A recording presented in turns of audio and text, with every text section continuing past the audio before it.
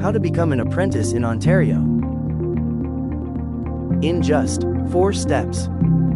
Step 1. Check eligibility. Be at least 16 years old. Have legal permission to work in Canada. Meet education requirements for your trade. Have a sponsor in Ontario. Step 2. Find a sponsor.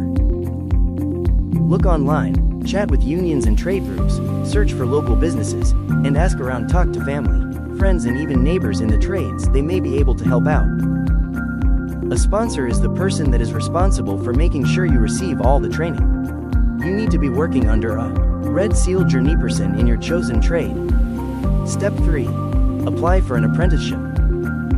Apply online at skilledtradesontario.ca. Make sure you have what you need before applying. You need your personal information, your sponsor's information including contact information and work details. Step 4. Sign and register your training agreement. Once approved, you and your sponsor will sign a training agreement, which officially registers you as an apprentice. Step 5. Download your apprenticeship training standard logbook. And those are the steps to becoming an apprentice in Ontario. Good luck!